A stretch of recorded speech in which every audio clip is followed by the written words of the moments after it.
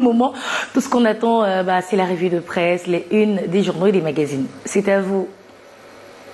Et donc, pour le moment, ça va plutôt bien.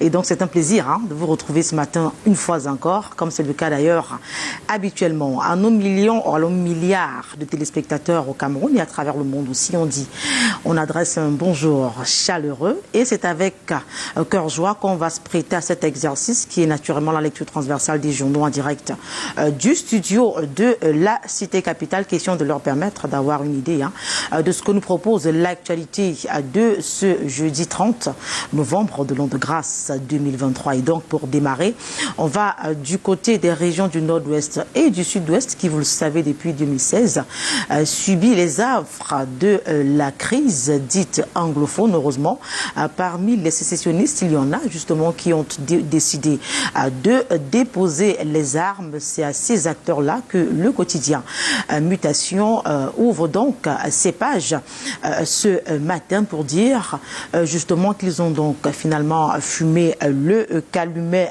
de la paix en disant tout simplement adieu aux armes. 5 ans après la création du comité dédié, l'expérience camerounaise en matière de désarmement, démobilisation et réintégration des ex-combattants recueille des résultats probants du point de vue du journal de Georges Alain Boyomo, lequel journal signale en outre que Faye Yengo Francis et son équipe entendent aller bien plus loin. Ça concourt naturellement à restaurer la paix justement du côté du Nozo. S'il y en a qui ont décidé de déposer les armes, il y en a qui persistent dans cette voie qui concourt à semer la terreur dans ces parties du Cameroun. Et donc c'est justement sur ce pont de l'actualité sécuritaire du pays que se penche le Point Hebdo. Le Point Hebdo, cet autre journal qui nous est donc parvenu ce jeudi matin, met en exergue ce challenge-là qui est donc à la fois celui des populations, du gouvernement qui est également au front, en faisant allusion naturellement aux forces de défense et de sécurité. Donc le gouvernement qui est au front pour mettre un terme, pour stopper cette crise dite anglophone, mais c'est pas du tout évident. Mais naturellement, les pouvoirs publics ne baissent pas les bras. Les différentes parties prenantes impliquées dans le processus de retour à la paix, de retour au calme, de retour à la vie normale dans ces régions du pays aussi, continue donc les négociations, continue le dialogue avec les Zamba Fighters et le journal met donc en exergue là ces différents deals, ces différents challenges auxquels font face justement disons tout simplement la région, ou alors les régions du nord-ouest et du sud-ouest du pays. Et donc toujours relativement à cette crise dite anglophone, dans cet engrenage, les populations se retrouvent donc piégées du point de vue du journal Canal Express que nous avons reçu ce matin. Amnesty International a donc publié une vidéo qui documente la situation difficile, la situation difficile des populations coincées au milieu des violences. Le document relate la condition des populations civiles au milieu des affrontements qui opposent les forces armées et les séparatistes, ainsi que les miliciens. Et donc, c'est la principale information que nous propose le journal Canal Express, qui est évidemment en kiosque ce matin. On évolue avec une toute autre actualité dans cette lecture transversale des journaux en direct du studio de Yaoundé avec Nouvel Horizon. Nous avons également reçu, on fait immersion au sein de nos villes pour mettre en exergue celles les plus chères du Cameroun. Eh bien, le journal cite notamment la capitale de la région de l'Est qui affiche un taux d'inflation de l'ordre de 10,2%. Elle est donc suivie dans cette lancée par les villes de Ngaoundéré et Bolova et Bafoussam avec respectivement 8,1% 8,2% et 8% de taux d'inflation sur les 10 régions que compte le Cameroun. Celles-ci forment le trio de villes les plus chères. Naturellement, c'est pas évident pour les populations qui résident, mais elles se battent comme elles peuvent pour s'en sortir. Et donc, le journal, à travers cette sortie, attire en quelque sorte l'attention de ceux-là qui ont donc la capacité de venir en aide à ces populations-là. Pourquoi pas en essayant de voir dans quelle mesure réduire à la baisse le rythme de vie qui, du point de vue du journal Horizon Nouvelle, est plutôt onéreux. Et donc, c'est le plat de résistance que nous propose donc le journal en question. Et il est évidemment en kiosque, puisqu'on a évoqué, voilà, puisqu'on a fait immersion au sein de nos villes, on y reste, avec le journal Génération Libre qui, dans sa parution de ce vendredi matin, met en exergue les recommandations de la 6e session du comité de pilotage du projet de développement des villes inclusives et résilientes PEPVIR.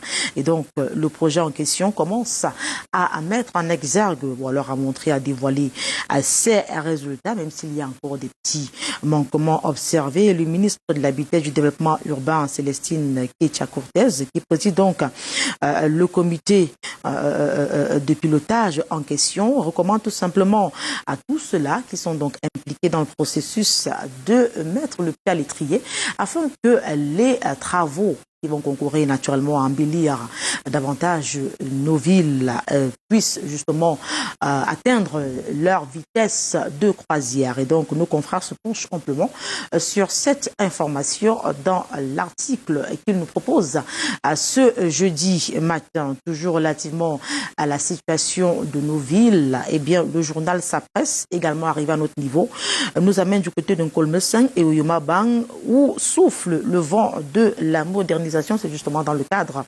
de ce projet FEDI. Donc, on a parlé tout à l'heure, l'implémentation du projet de développement des villes inclusives et résilientes. PEDVIR a donc fait table rase du passé incertain des quartiers Nkolmeseng et Oyoma Bang et elle est prédestinée à un confortable avenir. Lequel avenir est donc suffisamment décrié ou alors décrit. Décrit, c'est l'expression adéquate, décrit dans les colonnes du journal Sa Presse que vous retrouverez donc également en kiosque ce matin. On évolue avec une toute autre actualité, avec un autre journal. Il s'agit de Politique Hebdo qui fait immersion ce matin au sein de la Chambre haute du Parlement camerounais. Il s'agit du Sénat où justement ces parlementaires-là écrivent l'histoire du point de vue de ce journal, justement, lequel journal signale que le Sénat représentant les collectivités territoriales décentralisées, donc en session depuis le 10 novembre 2023, plusieurs projets de loi ont été déposés. Le projet de loi autorisant le président de la République à ratifier les statuts relatifs au Fonds monétaire africain, celui relatif au code minier, celui relatif à l'accord de coopération militaire entre le Cameroun et la Russie, entre autres, et l'éditorial que nous propose Guy Hervé Fongang, justement, édifie amplement notre lanterne sur ce que fait le Sénat, justement, en ce qui concerne, ou alors pour accélérer le processus de décentralisation dans notre pays. Et puis, on parle financement à présent, financement des projets des jeunes. On en parle avec le journal Le Flambeau. Le Flambeau marque donc un temps d'arrêt sur cette volonté du gouvernement à travers le ministère de la Jeunesse et de l'Éducation civique de mobiliser des partenaires pour accompagner les projets apportés par les jeunes. Et donc l'accord ou alors l'entente entre les deux parties est donc suffisamment dévoilée par nos confrères. Ce que peut apporter justement cette synergie d'action, cette symbiose, est donc suffisamment relayée par nos confrères du journal Le Flambeau, qui est évidemment en kiosque. Avec Econews, on va du côté du centre des urgences de Yaoundé, le Curie, où l'extension est donc en vue. Elle va coûter, ou alors elle coûte 8,5 milliards de francs CFA du point de vue du journal de Pascal Dibamou. Nous avons donc également reçu ce matin un protocole d'accord crucial signé mardi dernier entre le ministre de l'économie et le directeur pays de l'agence coréenne de coopération internationale KOICA ouvre donc la voie à un don substantiel de 8,5 milliards de francs CFA de la Corée du Sud. Ce financement vise donc à améliorer de manière significative l'accueil et la qualité des soins d'urgence à Yaoundé, tout en favorisant la formation des spécialistes en médecine d'urgence. En page 5, le résultat est donc suffisamment détaillé par nos confrères. Et puis on a également reçu le journal L'Équation, le hebdomadaire de Richard Bondol nous amène du côté du ministère des Transports pour évoquer cette information, Paul Biya et les grandes réformes dans tous les secteurs. Le journal nous fait savoir que le 31 décembre 2018, le président de la République, chef de l'État Paul Biya, dans son adresse à la nation, est en un véritable commandant de bord qui veut donc faire décoller un avion de ligne, a donc fixé pour le Cameroun le cap à atteindre pour le ministère des Transports. Il a prescrit d'accentuer le développement et la modernisation des infrastructures de transport, notamment ferroviaires, portuaires et aéroportuaires, avec l'appui des partenaires au développement et les principaux bailleurs de fonds pour rallier donc cette destination.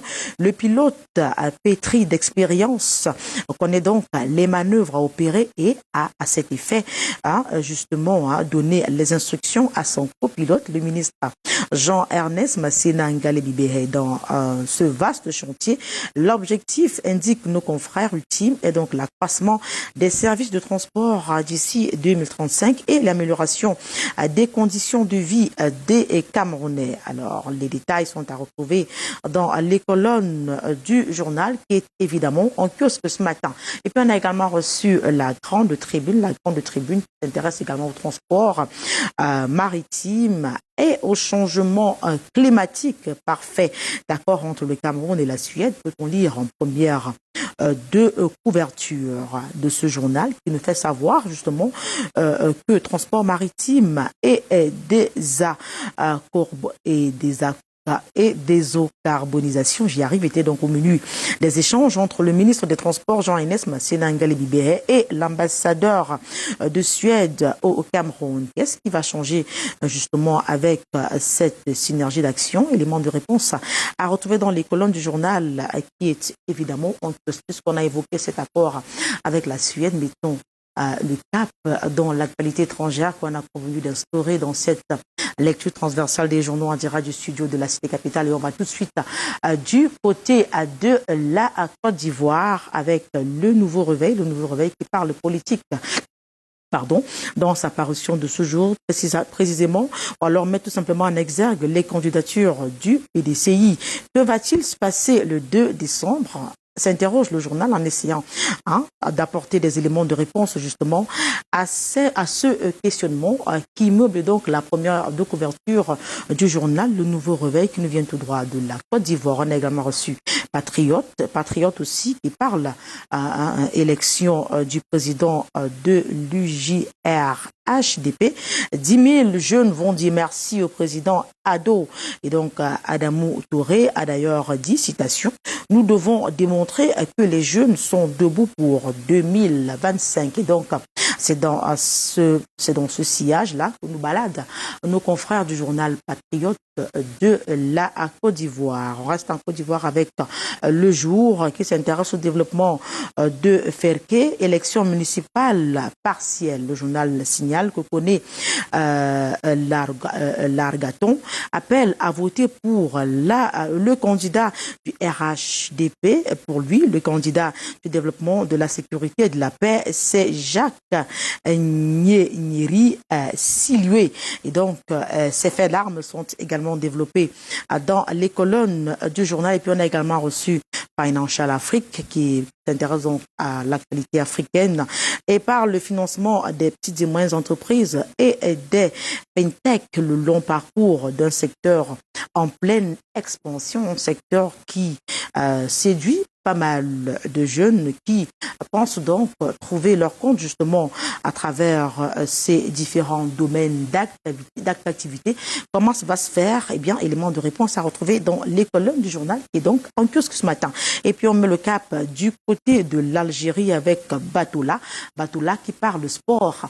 Dans sa parution de ce jour, enchaîné, peut-on lire en première de couverture, eh bien, le CR Belouizdad affronte demain après-midi Medeama SC à Koumassi pour le compte de la deuxième journée de la phase des groupes de la CAF Champions League. Après donc la belle victoire devant les Young Africans, les Belouizdadiz espèrent donc enchaîner avec une deuxième d'affilée avant d'aller donc affronter Al-Ahly du côté du Caire. En tout cas, le journal se veut beaucoup plus explicite sur cette actualité sportive dans sa parution de ce matin. Et avec Botola, on va donc mettre la préparation de cette quatrième livraison de la semaine, livraison assurée sur le plan technique par Thierry Camto et Amadou Sango, grâce à qui on va parcourir de manière beaucoup plus rapide les nombreux journaux sur lesquels nous nous sommes penchés ce jeudi matin. Le temps pour nous de vous recommander, de vous rendre dans les kiosques, question de parcourir, mais cette fois-ci en profondeur, les différents faits d'actualité qui ont donc également retenu vos attention. Il est donc temps pour nous de renvoyer l'antenne du côté de Douala, non sans vous prescrire, de rester scotché sur Canal Matin, cette belle plage matinale qu'on ne retrouve nulle part ailleurs si ce n'est évidemment chez nous, chez vous, sur la chaîne, toujours plus près de vous. Et donc, on passe le relais avec beaucoup de plaisir d'ailleurs à Patricia et Thierry Carole qui sont bien en poste pour continuer donc à vous balader à travers cette belle émission de divertissement et donc Canal Matin. À vous Douala pour la suite, Thierry. Au plaisir de vous retrouver demain. S'il plaît à Dieu. Bonne journée. J'espère tout simplement que le zèbre il n'a pas trop souffert pour pouvoir donner de sa peau pour la confection de votre chemisier ce matin. En tout cas, c'est un véritable plaisir que nous partageons ensemble tous les matins entre 6h30 et 8h55 minutes. C'est un jour spécial dans la vie d'une autre personne. Elle est du côté des Tergales. Elle est étudiante à l'UIT. Et oui, sa maman, aujourd'hui, Madame Noubissi Linda, souhaite un joyeux anniversaire à sa fille chérie, la petite DJ Patricia au quartier Tergales, reçoit, je veux dire, tout simplement les salutations distinguées et surtout le souhait de joyeux de meilleurs anniversaires de la part de ta mère, Maman Noubissi Linda. Joyeux anniversaire encore à toi, ma grande. Joyeux anniversaire également à l'un des boss de mes